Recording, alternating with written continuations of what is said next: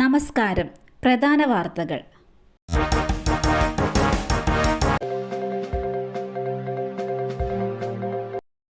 അനാഥരായി എന്ന് തോന്നുന്ന മക്കളുണ്ടെങ്കിൽ എനിക്ക് തരുമോ മേഡം? കമന്റിന് മറുപടിയുമായി മന്ത്രി. വയനാട്ടിലെ ദുരന്തത്തിൽ അനാഥരായി എന്ന് തോന്നുന്ന മക്കളുണ്ടെങ്കിൽ ഏറ്റെടുക്കാൻ തയ്യാറാണെന്ന കമന്റിന് മറുപടി നൽകി മന്ത്രി വീണ ജോർജ്. കുഞ്ഞുങ്ങളെ ദത്തെടുക്കാൻ വേണ്ട കാര്യങ്ങളെക്കുറിച്ചാണ് മന്ത്രി വിശദീകരിച്ച് നൽകിയത്. അങ്ങയുടെ നല്ല മനസ്സിന് ഹൃദയപൂർവ്വം നന്ദി അറിയിക്കുന്നു. വേദന പൂർണ്ണമായും മനസ്സിലാക്കുന്നു. അങ്ങയുടെ വാക്കുകൾ കണ്ണ് നനയിക്കുന്നതാണ്. അങ്ങയ്ക്കും വൈഫിനും സ്നേഹ ആദരവുകളെന്നും വീണ ജോർജ് കുറിച്ചു. അർജുന്റെ ഭാര്യയ്ക്ക് ജോലി. വയനാട്ടിൽ 11 കുടുംബങ്ങൾക്ക് വീട്. പ്രഖ്യാപനവുമായി ബാങ്ക്. കർണാടകയിലെ ശിരൂരിലുണ്ടായ ദുരന്തത്തിൽ കാണാതായ അർജുന്റെ ജീവിത പങ്കാളിക്ക് ജോലി നൽകുമെന്നും ഉരുൾപൊട്ടലുണ്ടായ വയനാട്ടിലെ ചൂരൽമലയിൽ 11 പേർക്ക് വീട് നിർമ്മിച്ചു നൽകുമെന്നും പ്രഖ്യാപിച്ച് കാലിക്കറ്റ് സിറ്റി സർവീസ് സഹകരണ ബാങ്ക്.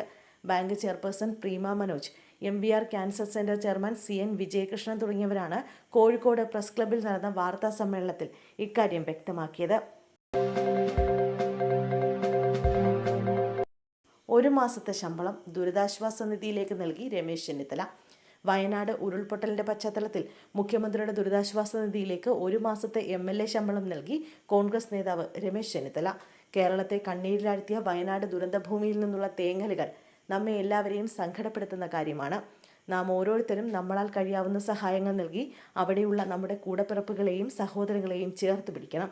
ഈ ദുരന്തത്തെയും നമ്മൾ അതിജീവിക്കുമെന്നും രമേശ് ചെന്നിത്തല ഫേസ്ബുക്കിൽ കുറിച്ചു. കണ്ടെത്തിയത് മനുഷ്യശ്വാസമല്ല, തിരച്ചിൽ അവസാനിപ്പിച്ചു.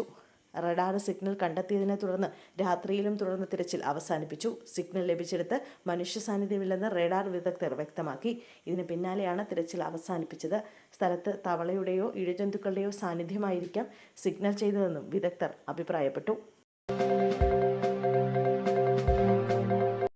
കേരളത്തിന് ഉരുൾപൊട്ടൽ മുന്നറിയിപ്പ് നൽകിയെന്ന പ്രസ്താവന. അമിത്ഷായ്ക്കെതിരെ അവകാശ ലംഘനത്തിന് നോട്ടീസ്. കേന്ദ്ര ആഭ്യന്തരമന്ത്രി അമിത്ഷായ്ക്കെതിരെ അവകാശ ലംഘന നോട്ടീസുമായി കോൺഗ്രസ്. കേരളത്തിന് ഉരുൾപൊട്ടൽ മുന്നറിയിപ്പ് കാലേക്കൂട്ടി നൽകിയെന്ന അമിത്ഷായുടെ പ്രസ്താവനയ്ക്കെതിരെയാണ് നോട്ടീസ്. സഭയെ ആഭ്യന്തരമന്ത്രി തെറ്റിദ്ധരിപ്പിച്ചെന്ന് കോൺഗ്രസ് ആരോപിച്ചു. ജയറാം രമേശ് MPയാണ് നോട്ടീസ് നൽകിയത്. കേന്ദ്രം നൽകിയ മുന്നറിയിപ്പുകൾ കേരളം അവഗണിച്ചെന്ന് അമിത്ഷാ ആരോപിച്ചിരുന്നു. കേന്ദ്ര സർക്കാർ മുൻകൂട്ടി മുന്നറിയിപ്പ് നൽകിയെന്ന വാദം പൊളിഞ്ഞതോടെ ആഭ്യന്തരമന്ത്രി അമിത്ഷാ രാജ്യസഭയെ തെറ്റിദ്ധരിപ്പിച്ചതാണെന്ന് തെളിഞ്ഞിരുന്നു. ഒരു മന്ത്രിയോ അംഗമോ സഭയെ തെറ്റിദ്ധരിപ്പിക്കുന്നത് പദവിയുടെ ലംഘനവും സഭയെ അവഹേളിക്കുന്നതുമാണെന്നും സ്ഥിരീകരിക്കപ്പെട്ടിരുന്നുവെന്നും അവകാശ ലംഘന നോട്ടീസിൽ പറയുന്നു.